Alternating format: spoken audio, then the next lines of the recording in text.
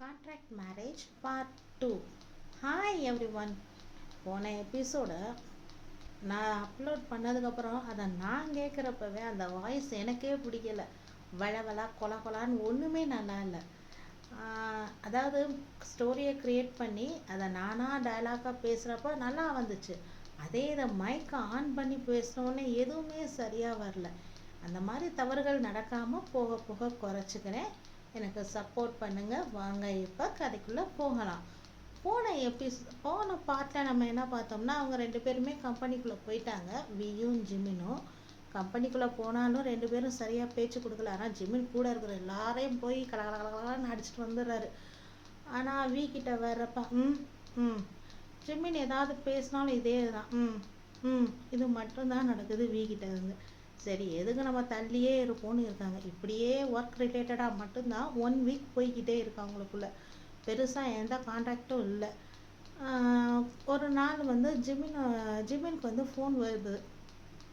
எடுத்து பார்த்தா அது வியோட அம்மா என்ன சொல்லியிருக்காங்கன்னா, உடனே கிளம்பி வீட்டுக்கு வா அப்படின்னு ஃபோன் பண்ணுறாங்க. ஓகே மேம், தான் வரேன் அப்படின்னு சொல்லிட்டு ஜிமின் கிளம்பி வீட்டுக்கு போகிறாரு. வீட்டுக்கு போய் பார்த்தா வீட்டுக்குள்ளே நுழைஞ்ச உடனே அவங்க அம்மா ஒரு பேப்பரை தூக்கி போட்டு இதில் சைன் பண்ணு அப்படின்னு சொல்கிறாங்க. இவர் என்ன எதுன்னு கேட்கல, சைன் பண்ணுன்னு நீட்டின இடத்துல உடனே கடக்கடன்னு கையெழுத்த போட்டுறாரு. அவரை சைனை பண்ணி இந்தாங்க மேம் அப்படின்னு கொடுத்துக்கிட்டே கேட்குறாரு, எதுக்காக என்கிட்ட சைன் வாங்கினீங்க அப்படின்னு கேட்ட உடனே அப்போ தான் அவர் சொல்கிறாங்க, வியோட அம்மா, என் பையனுக்கு நேரம் சரியில்லை, அதனால் இப்போ தான் நாங்கள் பார்த்தோம், ஒரு 2 மணி நேரத்தில் அவனுக்கு கல்யாணம் நடக்கணும்னு சொல்லியிருக்காங்க. இந்த 2 மணி நேரத்தில் நான் எங்கே போய் தேட, அது எந்த ஜென்டராக இருந்தாலும் பரவாயில்லன்னு சொன்னாங்க. கூடவே சுற்றுறது நீ தானே, அதுதான் கொஞ்ச நாளைக்கு இருன்னு பண்ணுறேன் அப்படின்னு வியோட அம்மா சொல்ல, அப்போ ஜெமின் கேட்குறாரு, கொஞ்ச நாளைக்கா மேடம் கல்யாணம் மேடம், இது என்ன இப்படி கொஞ்ச நாளுன்னு சொல்கிறீங்க, கொஞ்ச நாள்னா எத்தனை நாள் அப்படின்னு அவர் கேட்டோடனே அதுக்கு அவங்க அம்மா சொல்கிறாங்க, கொஞ்ச நாள் நான் 1 இயர் கான்ட்ராக்ட் போட்டிருக்கேன், இதுக்கான பே உன்னோட ஆன்லைனில் வந்துடும், ஓகேவா? இந்த கல்யாணம் பண்ணி வைக்கிறேன், இந்த கான்ட்ராக்டில் கையெழுத்து போட்டோம், இனிமேல் நம்ம தான் வியோட ஒய்ஃபு அப்படின்னு சொல்லிட்டு ரொம்ப ஓவர் ஆட்டம் போடாது. அவன் கூட இருக்கணும், அவனை பார்த்துக்கணும், அது மட்டும்தான் உன் வேலை. சும்மா தேவையில்லாமல் அவன்கிட்ட போய் ஒட்டுறது, உரசுறது, அதுங்கிறது இப்படிங்கிற எந்த இதுவும் அவன்கிட்ட இருக்கக்கூடாது. சொல்லப்போனால் உன் கான்டாக்ட் அவன்கிட்ட இருக்கவே கூடாது. நீங்கள் 2 பேரும் ஒரே டாமில் தான் தங்குறீங்க. ஒரே டாமில் தங்கினாலும் நீங்கள் 2 பேரும் வேலையை பற்றி மட்டும் பேசுகிறீங்க, வேறு எதுவுமே இருக்கக்கூடாது, புரியுதா அப்படின்னு சொல்லி வியோட அம்மா சொன்ன உடனே ஜிமின் சொல்கிறார், ஆமாம். ஜிமின் மைண்டில் நினைக்கிறாரு, அதாவது வெளியில் சொல்லிட்டேன், ஆமாம் நான் போய் அவர்கிட்ட ஒட்டி வரசி, என்ன பாஸ் என்ன செய்றீங்க, சாப்பிட வருவீங்களா, என்ன பண்ண போகிறீங்க, படுக்க வரீங்களா அப்படிலாம் நான் கேட்டுக்கிட்டு இருக்கேன். இது எனக்கு தேவையா? ஏன் நான் கான்ட்ராக்டில் கையெழுத்து போடுறதுக்கு முன்னாடி கேட்காம போட்டதுக்கு அப்புறம் கேட்குறேன், சரியான லூஸாக இருக்கேன்னா ஐயோ அப்படின்னு யோசிச்சுட்டு இருக்கிறப்ப கையெழுத்தெல்லாம் போட்டுட்டேன். இனிமேல் நீ பின் வாங்கினேன்னு சொன்னால் லீகல் ஆக்ஷன் எடுக்க ஆரம்பிச்சிருவோம். அது எல்லாமே அந்த கான்ட்ராக்டில் எழுதியிருக்கு பாரு அப்படின்னோடனே அப்போ தான் எடுத்து பார்க்குறாரு அந்த கான்ட்ராக்டே. எதையும் பார்க்காம கையெழுத்து போடணுன்னே போட்டேன் பாரு, என்னைய சொல்லணும் அப்படின்ட்டு. ஓகே மேம், இது சும்மா ஜஸ்ட் மேரேஜுன்னு சொல்லிக்கலாம், அவ்வளோதான், மற்றபடி வேறு ஒன்றும் இல்லை மேம் அப்படின்னு கேட்டோடனே அதெல்லாம் ஒன்றும் இல்லை அப்படின்னு சொல்லி, சரி மேடம் நீங்கள் என்கிட்ட கையெழுத்து வாங்கிட்டீங்க, சார் நான் என்ன சொன்னாலும் கேட்பார், அவர் என் பையன் அப்படின்னு சொன்னோடனே சரி ஓகே மேம் அப்படின்ட்டு வெளியில் வந்துடுறாரு. வெளியில் வர்றப்போ செம்ம புலம்பல், இது எனக்கு தேவையா, இதை எங்கள் அம்மாட்ட சொல்லலை, என் தங்கச்சிக்கிட்ட சொல்லலை, என் தம்பிக்கிட்ட சொல்லலை, எங்கள் அப்பாக்கிட்ட சொல்லலை, யார்கிட்டையுமே சொல்லலை, இப்படி திடீர்னு கல்யாணம்னு கொண்டு வந்து நிறுத்திட்டாங்களே, ஐயோ நான் என்ன பண்ணுவேன்னு தெரியல. இவர் சும்மாவே சிடுமூஞ்சி, ஒரு வார்த்தை பேசணும்னா 9 தடவை சார்ங்கணும். இனி இவரோட ஒன்றாவே ரூமில் தங்கணுமா, நீ அவ்வளோதான் நான் அவ்வளோதான் அப்படின்னு புலம்பிக்கிட்டே வெளியில் வந்து அவரோட ஜிமினோட ரூமுக்கு போய் அவரோட திங்ஸ் எல்லாம் பேக் பண்ணிவிட்டு இங்கேருந்து அந்த டாமுக்கு போகிறாரு. அதாவது வீக்கு ரெடி பண்ணி அந்த டாமுக்கு போகிறாரு. வியும் ஆல்ரெடி அங்கேயே வந்துட்டார். பெருசாக கல்யாணம்லாம் ஒன்றும் கிடையாது, வெறும் கான்ட்ராக்ட் மட்டும்தான் போட்டிருக்காங்க, அவ்வளோதான். இனிமே தான் இவங்களுக்குள்ள என்னென்ன பிரச்சனை வருது, இவங்க எதை எதை ஃபேஸ் பண்ணுறாங்க அப்படிங்கிறதையும் நம்ம பார்க்க போகிறோம். வி சொல்கிறாரு ஜிமின் கிட்ட, உனக்கு என்ன வேணும்னாலும் நீயே பார்த்துக்க, சும்மா தேவையில்லாமல் என்ன வந்து டிஸ்டர்ப் பண்ணாத, ஓகே அப்படின்னு சொல்லி சரி சார்னு கூட சொல்லலை. அதுக்குள்ளேயும் போய் ரூம்குள்ளே போய் கதவை சட்டுன்னு அடிச்சிடுறாரு. கதவை அடைச்ச உடனே ஜிமின்க்கு என்ன செய்யறதுனே புரியல. சரி ஓகே, நம்ம ரூம் அங்கே தானே இருக்குது, போவோம் அப்படின்னு ரூம்குள்ளே போகிறார். ரூம்குள்ளே போனால் மட்டும் போதுமா, பசிக்காத, உடனே பசி எடுக்க ஆரம்பிச்சிடுது. பசிக்குது. இப்போ போய் நம்ம அவர் கதவை தட்டி சாப்பிட்றீங்களான்னு கேட்கலாமா வேண்டாமா? கேட்காம சாப்பிட்டோம்னா ஏன்டா கேட்கலன்னு சொல்லி நம்மளை கேட்க மாட்டாரா? எதுக்கும் போய் தட்டி கேட்போம் அப்படின்னு போய் அவர் ரூம்லேருந்து வெளியில் வந்து வீ ரூமை தட்டி என்ன வேணும் அப்படின்னு கேட்டோடனே, சார் சாப்பிட்றீங்களா அப்படின்னோடனே, வீ பசிக்குது ஆனால் எனக்கு ஒன்றும் வேண்டாம், உனக்கு வேணும்னா நீ போய் வெளியில் போய் சாப்பிட்டுக்க அப்படின்னு சொல்லிட்டார். ஸோ அதுதான் நடக்குது. ஓகே சார் அப்படின்ட்டு அப்படியே வெளியில் போய் சாப்பிட்டு எல்லாம் பண்ணிவிட்டு டாமுக்கு மறுபடியும் மேலே வந்து அவர்கிட்ட ஒரு கீ கார்டை கொடுத்துட்டாங்க. ஸோ இனிமே வந்து எப்படின்னு கேட்டால், வீக்கு ஒரு கார்டு, இவங்க ஜிமின்க்கு ஒரு கார்டு அவங்க வச்சு ஓப்பன் பண்ணி அவங்கவுங்க உள்ளே வந்துக்கலாம்.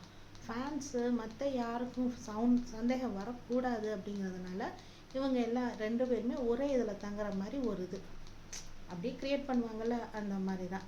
இப்படியே தான் நாட்களும் போகுது. இவங்களுக்கு வீக் வந்து பெருசாக எந்த ஷெடியூலும் இல்லை.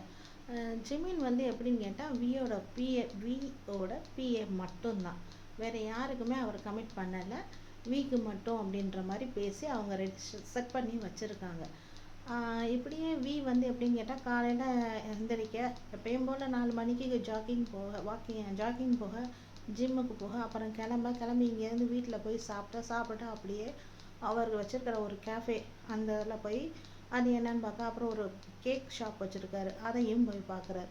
அவர் ஒரு சின்ன பிஸ்னஸ் மாதிரி வச்சு நடத்துகிறார். ஆனால் அந்த பிஸ்னஸ் ஓஹோன்னு போகுது. அதுவே அவருக்கு போதுமானதாக இருக்குது.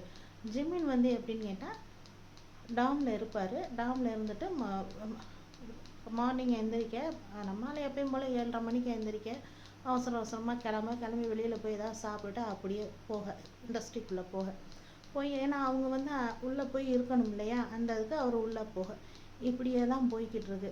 2 பேரும் ஒரு நாள் 2 பேருமே டாமில் இருக்காங்க. இருக்கிறப்ப பார்த்தா வெளியில் டோர் சவுண்டு கேட்குது. யாருன்னு கதவை திறந்து பார்த்தா ஒரு பொண்ணு நிற்கிறா.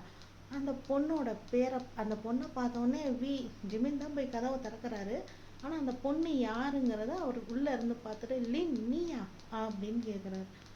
ஆமாம், என்ன சொல்லாமல் எப்படி நீங்களா டாம்க்கு வந்துட்டீங்க, யார் இது அப்படின்னு கேட்டோடனே, அது எல்லாம் எனக்கு தெரியும், ஆன்ட்டி சொல்லிட்டாங்க அப்படின்னு சொல்கிறா அந்த லின் பொண்ணு. உடனே ஓ அம்மா சொல்லிட்டாங்களா, ஓகே அப்படின்னு சொல்லிட்டு அவ்வளோதான். அதுக்கு மேலே அந்த பொண்ணுக்கிட்ட எதுவுமே பேசலை. உள்ளே போய் கதவை அவர் ரூம்குள்ளே போய் கதவை அடைக்கிறாரு.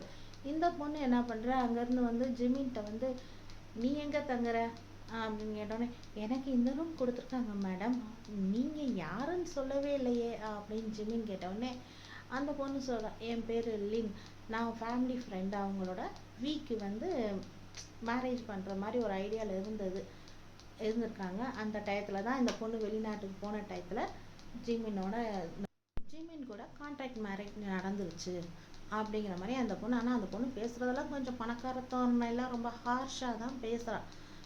நீ எங்கே தங்கியிருக்க அப்படின்னு லின்னு கேட்டோடனே, எனக்கு இந்த ரூம் கொடுத்துருக்காங்க, நான் இங்கே தங்கியிருக்கேன் மேம், நீங்கள் எங்கே தங்குவீங்க, நீங்கள் ஆன்ட்டி வீட்டுக்கே போங்களே அப்படின்னு சொன்ன உடனே அந்த லின் பொண்ணு, நான் எதுக்கு ஆன்ட்டி வீட்டுக்கு போகணும், விஏ இங்கே இருக்கிறப்ப நான் ஏன் ஆன்ட்டி வீட்டுக்கு போகணும் அப்படின்னு சொல்லிட்டு ஜிமினை மேலே இங்கேயும் பார்த்துட்டு, நீ ஹாலில் சோஃபாவில் படுக்கலாமே, நான் அந்த ரூம் எடுத்துக்கிறேன் அப்படிங்கிறோடனே ஜிம்மினுக்கு தூக்கி வாரி போட்டது. என்னது, நான் ஹாலில் படுக்கவா, மேம் இருங்க என்ன அப்படின்னா, ஒன்றும் பிரச்சனை இல்லை, நீ வெளியில் படு, நான் உள்ளே படுக்கிறேன், உனக்கு இது போதும், நீ என்ன சம்பளத்துக்கு தானே வேலை பார்க்குற, இது போதும் உனக்கு அப்படின்னு சொல்லிட்டு அந்த பொண்ணு மடமடன்னு உள்ளே போய், ஏய் வந்து உன் திங்ஸ் எல்லாம் வெளியில் எடுத்துகிட்டு போ அப்படின்னு சொன்னோடனே ஜிமின் வேறு வழி இல்லை அப்படின்ட்டு போய் அவரோட திங்ஸ் எல்லாத்தையும் வெளியில் கொண்டு வந்து வைக்கிறாரு.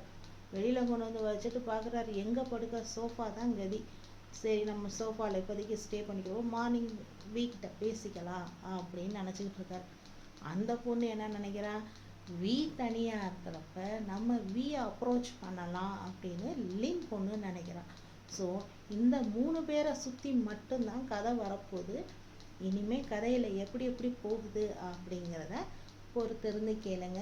நான் போடுற இந்த கான்ட்ராக்ட் மேரேஜ் பார்ட் 1 பார்ட் 2 இந்த மாதிரி பார்ட் 3 பார்ட் 4 அப்படின்னு வர்றது 2 நாளைக்கு ஒரு தடவை நான் வீடியோவை அப்லோட் பண்ணுறேன்.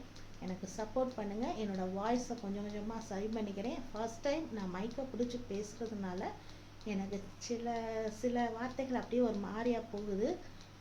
ஸோ எனக்கு சப்போர்ட் பண்ணுங்கள். என்னோட சேனலை சப்ஸ்கிரைப் பண்ணுங்கள், லைக் பண்ணுங்கள், கமெண்ட் பண்ணுங்கள். என்னுடைய ஸ்டோரி எப்படி இருக்குது அப்படின்னு நீங்கள் கமெண்ட் பண்ணுறதுல தான் நான் என்னை திருத்திக்கணும், இதை சரி பண்ணணும், என் வாய்ஸை இந்த இடத்துல சேஞ்ச் பண்ணணும் அப்படிங்கிற ஒரு மோட்டிவ் கிடைக்கும். ஓகே, அடுத்த 3rd பார்ட்டில் சந்திக்கலாம்.